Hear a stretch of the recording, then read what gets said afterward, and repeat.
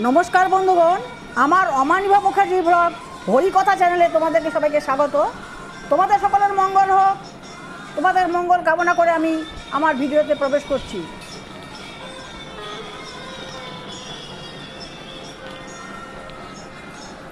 গুরুর ব্রহ্মা গুরুর বিষ্ণু গুরুদেব মহেশ্বর গুরুদেব পরম ব্রহ্মা তস্मै শ্রী গুরবে নমঃ। অখণ্ড মণ্ডলাকারম ব্যাপ্তমেন চরাচরম তৎপদং দর্শিতং येन তস্मै শ্রী গুরবে নমঃ। অজ্ঞানতিমিরান্ধস্য জ্ঞানাঞ্জনশলাকায়া চক্ষুरुन्मीलितं येन তস্मै শ্রী গুরবে নমঃ।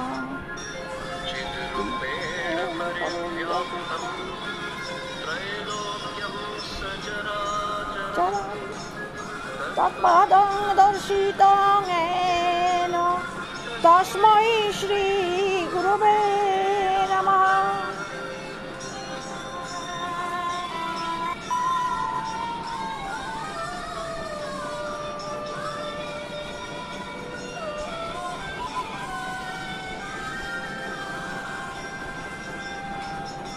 জয় শ্রী কৃষ্ণ চৈতন্য প্রভু নিত্যানন্দ শ্রী অদ্বৈত গদাধর শিবাসাদি গৌর ভক্তবৃন্দ। জয় শ্রী কৃষ্ণ চৈতন্য প্রভু নিত্যানন্দ শ্রী অদ্বৈত গদাধর শিবাসাদি গৌর ভক্তবৃন্দ। জয় শ্রী কৃষ্ণ চৈতন্য প্রভু নিত্যানন্দ শ্রী অদ্বৈত গদাধর শিবাসাদি গৌর ভক্তবৃন্দ। জয় শ্রী কৃষ্ণ চৈতন্য প্রভু নিত্যানন্দ শ্রী অদ্বৈত গদাধর শিবাসাদি গৌর ভক্তবৃন্দ।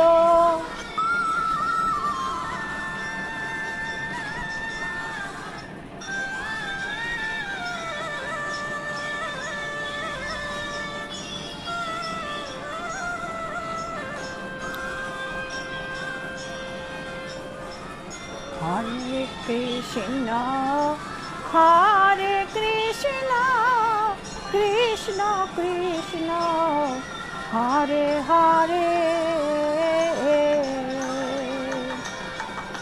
হরে কৃষ্ণ হরে রাম রাম রাম হরে হরে হরে কৃষ্ণ কৃষ্ণ কৃষ্ণ হরে হরে হরে রাম রাম রাম হরে হরে হরে কৃষ্ণ কৃষ্ণ কৃষ্ণ হরে হরে হরে রাম রাম রাম হরে হরে। বন্ধুগণ, তোমাদের সকলের মঙ্গল হোক, তোমাদের মঙ্গল কামনা করে আমি ভাগবতে প্রবেশ করছি। আজকের আমার আলোচিত বিষয় হচ্ছে শ্রীকৃষ্ণের তিরোধান লীলা। ভগবান শ্রীকৃষ্ণ প্রভাস তীর্থে, যেটা মহাভারতে রয়েছে, সেখানে তিনি তার তিরোধান লীলা সংবরণ করেছিলেন। সেই কাহিনী আজকে আমি তোমাদের কাছে বর্ণনা করব। সুত গোস্বামী বললেন, শ্রীকৃষ্ণ এবং অন্যান্য বন্ধুদের দর্শন করার জন্য এবং পূর্ণ শ্লোক শ্রীকৃষ্ণের চরিত্র পরবর্তী অভিপ্রায় জানবার জন্য অর্জুন দ্বারকায় গিয়েছিলেন। যখন শ্রীকৃষ্ণ ইন্দ্রপ্রস্থ থেকে দ্বারকায় গিয়েছিলেন, তারপরে শ্রীকৃষ্ণকে দর্শন করার মানসে অর্জুন দ্বারকায় গিয়েছিলেন। কয়েক মাস গত হলেও অর্জুন ফিরে এলেন না। সেখানে অর্জুন অনেক দিন ছিলেন, তিনি ফিরে এলেন না। মহারাজ যুধিষ্ঠির তখন ভয়ঙ্কর অনিষ্টসূচক অমঙ্গল চিহ্নাদি দর্শন করতে লাগলেন। যখন অর্জুন ফিরে এলো না, তখন মহারাজ যুধিষ্ঠির নানা রকম অমঙ্গলসূচক চিহ্ন দর্শন করতে লাগলেন। তিনি দেখলেন যে কালের গতি অত্যন্ত ভয়াবহ হয়ে উঠেছে, ঋতুগুলির ধর্ম বিপর্যস্ত হয়েছে, ক্রোধ, লোভ এবং মিথ্যা সমস্ত মানুষদের প্রবৃত্তি হয়ে উঠেছে এবং সেই জন্য তারা পাপের পথ অনুসরণ করে জীবিকা নির্বাহ করতে আরম্ভ করেছে। সেই যে সন্ধিক্ষণ, সেই দাপর এবং কলি আসবে, সেই সন্ধিক্ষণে এই সকল অমঙ্গলসূচক সমস্ত চিহ্নাদি দর্শন করছেন। যুধিষ্ঠির মহারাজ এইসব দর্শন করছেন। বন্ধুদের মধ্যে সমস্ত স্বাভাবিক আদান প্রদান এবং আচরণাদি কপটতাপূর্ণ এবং সততায় কলুষিত উঠল। বন্ধুর প্রচণ্ড ভালোবাসা হয়, কিন্তু সেখানে বন্ধুকে বন্ধুত্বের মর্যাদা দিচ্ছে না, সেও তার সেই বন্ধুত্বে সততা খলতা রয়ে গেছে। এবং পারিবারিক ব্যাপারদের মধ্যেও পিতা মাতা, পুত্র কন্যা, সুহৃদবর্গ, এমনকি ভাতৃবর্গের মধ্যেও নিয়ত মতান্তর ঘটতে লাগলো। পতিপত্নীর মধ্যেও সর্বদা উৎকণ্ঠার কলহ বিবাদ ঘটেছিল। মানে এই যে কলি আসবে, সেই সন্ধিক্ষণে এরকম চিহ্ন, অমঙ্গল সমস্ত জিনিস দর্শন করতে লাগলেন। মহারাজ যুধিষ্ঠির এইসব জিনিস দর্শন করতে লাগলেন। কালক্রমে এমন হয়ে উঠল যে লোকেরা মোটামুটি লোভ, ক্রোধ আর দম্ভে রপ্ত হয়ে গেল। তখন এমন হয়ে গেল আরও যে মানুষ লোভ, ক্রোধ আর দম্ভে লিপ্ত হয়ে গেল। এইসব অশুভ লক্ষণাদি দেখে যুধিষ্ঠির মহারাজ তার ছোট ভাইকে বলেন, যখন এইসব অশুভ চিহ্নটি দর্শন করছেন, উনি যেহেতু ধর্মরাজ ছিলেন, তখন তিনি তার ছোট ভাইকে ডেকে জিজ্ঞেস করতে লাগলেন। মহারাজ যুধিষ্ঠির বললেন,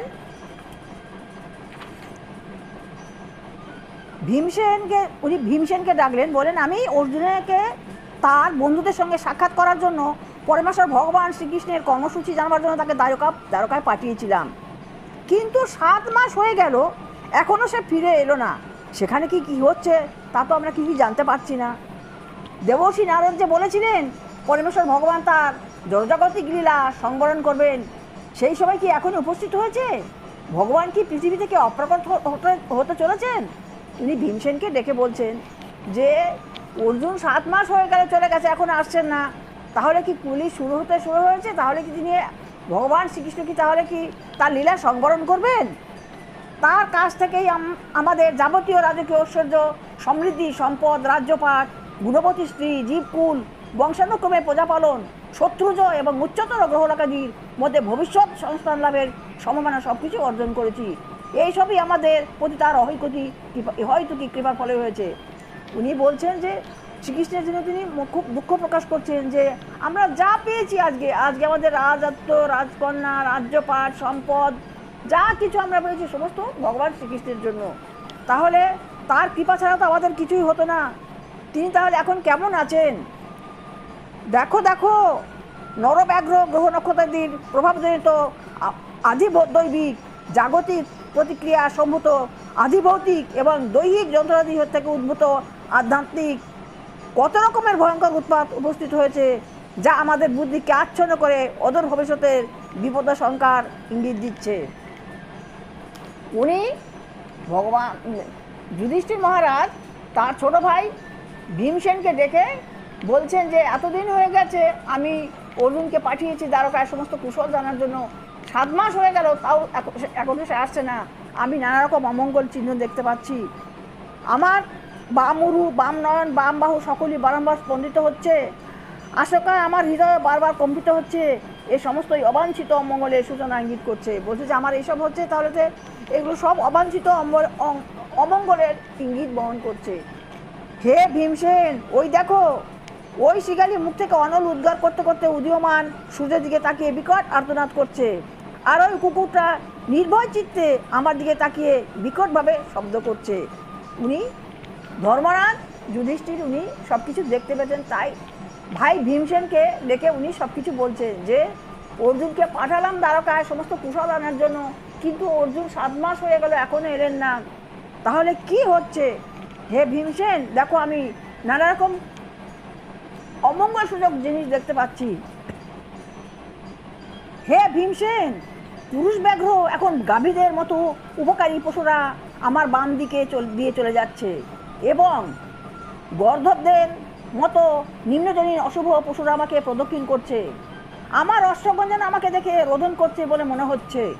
উনি নানা রকম অশুভ লক্ষণ দেখতে পাচ্ছেন, সেইটাই তিনি তার ছোট ভাই ভীমসেনকে দেখে বলছেন, দেখো এই পায়রাটিকে যেন যমদূত বলে মনে হচ্ছে। পেঁচা এবং তার প্রতিদ্বন্দ্বী কাকের কর্কশ্বরে আমার হৃদয় কম্পিত হচ্ছে। মনে হচ্ছে তারা যেন সারা বিশ্বব্রহ্মাণ্ডকে শূন্য করে ফেলতে চাইছে। দেখো ধূম্র কিভাবে আকাশে ঘুরে বেড়াচ্ছে, মনে হচ্ছে যেন পৃথিবী আর পাহাড় পর্বত কাঁপছে। শোনো, বিনা মেঘে বজ্রপাত হচ্ছে, দেখো নীল আকাশ থেকে বিদ্যুৎ নেমে আসছে। ধূলি রাশিতে দিগন্ত অন্ধকার করে প্রচণ্ড বেগে বায়ু প্রভাবিত হচ্ছে। মেঘসমূহ অতি বিভৎস রূপে চতুর্দিকে রক্ত বর্ষণ করছে। মেঘ থেকে বৃষ্টি হয়, কিন্তু বৃষ্টির বদলে রক্ত বর্ষণ করছে। সূর্যকিরণ নিষ্প্রভ হয়ে যাচ্ছে এবং আকাশে গ্রহ নক্ষত্রগুলি পরস্পর যুদ্ধ করছে বলে মনে হচ্ছে। বিভ্রান্ত প্রাণীরা যেন অগ্নিতে প্রজ্বলিত হয়ে ক্রন্দন করছে। নদ নদী সরোবর জলাশয়াদি এবং মন সর্বদাই বিক্ষুব্ধ আছে। গীতাহুতি প্রদানেও অগ্নি আর প্রজ্বলিত হচ্ছে না। এ কি দুঃসময়, যায় না কি ঘটতে চলেছে। গোবৎসগণ আর গোমাতা স্তন পান করছে না, গাভীদের স্তন থেকে আর দুগ্ধধারা বিগলিত হচ্ছে না। তারা অশ্রমুখ হয়ে দাঁড়িয়ে আছে এবং রোদন করছে। গোচারণ ভূমিতে বিশ্বগণ আর আনন্দ প্রকাশ করছে না। মন্দিরে দেবপ্রতিমাগুলি যেন ঘরমুক্ত করে বেড়ে রোদন করছে, তারা যেন স্থান ত্যাগ করে চলে যেতে উদ্যত হয়েছেন। এই সমস্ত শহর, জনপদ, গ্রামগঞ্জ, খনি, খামার, উদ্যান, আশ্রমাদি সবই যেন এখন শ্রীভস্ত্র এবং নিরানন্দ হয়েছে। জানি না আরও কত বিপর্যয় আমাদের মধ্যে জন্য প্রতীক্ষা করছে। ভীমসেনকে মহারাজ যুধিষ্ঠির এইভাবে সমস্ত অমঙ্গল চিহ্নাদি যা দেখতে পাচ্ছেন সেগুলো তার কাছে বর্ণনা করছেন। এই সমস্ত অশুভ লক্ষণ দর্শন করে আমার মনে হচ্ছে আজ পৃথিবীর সৌভাগ্য বিনষ্ট হয়েছে। পরমেশ্বর ভগবানের পাদপদ্মের চরণ চিহ্নিত হওয়ার সৌভাগ্য অর্জন করেছিল ধরিত্রী। এইসব লক্ষণাদি নির্দেশ করছে যে তা থাকবে না। এইভাবে মহারাজ যুধিষ্ঠির তার ছোট ভাই ভীমসেনকে বলছেন যে আমি এইসব কেন দেখতে পাচ্ছি। আমি অর্জুনকে পাঠালাম দ্বারকায় যাতে শ্রীকৃষ্ণের এবং সমস্ত শুভ খবর পাই, কিন্তু আজ 7 মাস হয়ে গেল সে অর্জুন এখানে আসছেন না। তাহলে কি হতে চলেছে? হে ভীমসেন, বলো কি হতে চলেছে এখন? এরপর বললেন, হে ব্রাহ্মণ শৌনক, পৃথিবীতে সেই সময় এই সমস্ত অশুভ লক্ষণ দর্শন করে মহারাজ যুধিষ্ঠির যখন অত্যন্ত দুশ্চিন্তাগ্রস্ত হয়েছিলেন, তখন অর্জুন দ্বারকাপুরী থেকে ফিরে এলেন। যখন মহারাজ যুধিষ্ঠির এইভাবে সমস্ত অশুভ লক্ষণ দর্শন করেছিলেন, তখন দেখলেন যে অর্জুন দ্বারকাপুরী থেকে ইন্দ্রপ্রস্থে ফিরে এসেছেন। অর্জুন যখন তার চরণতলে নিপতিত হলেন, তখন মহারাজ যুধিষ্ঠির লক্ষ্য করলেন যে তার কাতর ভাব যেন অভূতপূর্ব। তার মুখ ছিল অবনত ও নয়ন কমল থেকে বিন্দু বিন্দু অশ্রু নেমে আসছিল। যখন যুধিষ্ঠিরের প্রণাম করছিল অর্জুন, তখন যুধিষ্ঠির লক্ষ্য করলেন যে তার কাতর মুখ এবং তার মুখ ছিল অবনত এবং নয়নকমল থেকে সমস্ত বিন্দু বিন্দু অশ্রু নেমে আসছিল। অর্জুনকে এইভাবে হৃদয়পশী উদ্বেগ উৎকণ্ঠা কান্তিহীন অবস্থা দেখে মহারাজ যুধিষ্ঠির নারদ মুনির ইঙ্গিত স্মরণ করে সুহৃদবর্গের সমক্ষে অর্জুনকে জিজ্ঞাসা করলেন। ওনাকে মহারাজ যুধিষ্ঠিরকে যে নারদ মুনি যা বলেছিলেন সেইভাবে যখন এরকম দেখলেন, তখন তিনি যুধিষ্ঠির তখন অর্জুনকে জিজ্ঞেস করলেন। মহারাজ যুধিষ্ঠির যখন এইসব অমঙ্গল সূচক চিহ্নটি দেখছিলেন, তখন দেখলেন যে তার ছোট ভাই অর্জুন দ্বারকার থেকে ইন্দ্রপ্রস্থে ফিরে এসেছেন এবং তাকে প্রণাম করছেন। যখন তিনি প্রণাম করছিলেন অর্জুন, তখন তিনি দেখতে পেলেন যে অর্জুনের চোখ থেকে বিন্দু বিন্দু অশ্রু নির্গত হচ্ছে। এইসব দেখে মহারাজ যুধিষ্ঠির তখন অর্জুনকে বললেন, মহারাজ যুধিষ্ঠির বললেন, হে ভাই বলো, আমাদের বন্ধুবান্ধব আর আত্মীয় স্বজনরা মধু, ভোজ, দশাহ, আরোহ, সাতত, অন্ধক, বৃষ্টিরা অর্থাৎ যদুবংশের সকলে কুশলে আছেন তো? উনি তখন অর্জুনকে জিজ্ঞেস করেছেন, সবাই কুশলে আছেন তো? আমার শ্রদ্ধেয় মাতামহ সুরসেন মঙ্গলে আছেন তো? আর আমার মাতুল বসুদেব এবং তার কনিষ্ঠ ভ্রাতারা কুশলে আছেন তো? সবার কুশল জিজ্ঞাসা করছেন। দেবকী প্রমুখ বসুদেবের 7 পত্নী পরস্পর প্রতি ভগ্নীভাবাপন্ন, তারা সকলেই তাদের পুত্র বা পুত্রবধূগণ সহ সুখে আছেন তো? যার পুত্র অত্যন্ত দুরাচারী সেই উগ্রসেন রাজা এবং তার কনিষ্ঠ সহোদর দেবক এখনো জীবিত আছেন তো? উগ্রসেন সুখে আছেন তো? হিজিবক এবং তার পুত্র কৃতবর্মা, অক্রূর, জয়ন্ত, গদ, সারণ ও শত্রুজিৎ এরা সকলে ভালো আছেন তো? ভক্তদের প্রভু বলরাম কুশলে আছেন তো? মহারাজ যুধিষ্ঠির এইভাবে অর্জুনকে সমস্ত কিছু জিজ্ঞাসা করছিলেন। আমি আজকে এইটুকু বর্ণনা করলাম। পরবর্তী ভিডিওতে পরবর্তী অংশ উনি অর্জুন কি বলেছিলেন সেই কাহিনী বর্ণনা করব। বন্ধুগণ, তোমাদের সকলের মঙ্গল হোক। তোমরা সবাই ভগবান শ্রীকৃষ্ণের কৃপায় সুখে থাকো, শান্তিতে থাকো। ভগবান শ্রীকৃষ্ণ তোমাদের সকলকে রক্ষা করুন। আমি ভগবান শ্রীকৃষ্ণের নাম প্রচার করি। আমি ছোট্ট ক্ষুদ্রাতি ক্ষুদ্র, তবু আমি চেষ্টা করি ভগবানের নাম প্রচার করতে। তোমরা আমার এই ভিডিওটা দেখবে, আমাকে লাইক করবে, কমেন্টস করবে এবং আমাকে সাবস্ক্রাইব করবে। তোমাদের একটা সাবস্ক্রাইব আমাকে অনেক দূর নিয়ে যাবে, আমাকে অনেক আকাঙ্ক্ষা জাগাবে যে আমি আবার ভিডিও করব। আমার ভিডিওতে যেসব ত্রুটি বিচ্যুতি হয় সব তোমাদের কৃপা শুদ্ধ হোক এই কামনা করি। আমি জানি আমার ভিডিওতে যথেষ্ট ভুল ভ্রান্তি হয়, কিন্তু আমার কিছু করার নেই। আমি একাই ভিডিও করি এবং আমি ভগবান কৃষ্ণের কৃপায় আমি এগুলো করি না, আমার পক্ষে কখনোই করা সম্ভব নয়। তোমরা আমার নমস্কার গ্রহণ করো। তোমাদের সকলের মঙ্গল হোক এই কামনা করি।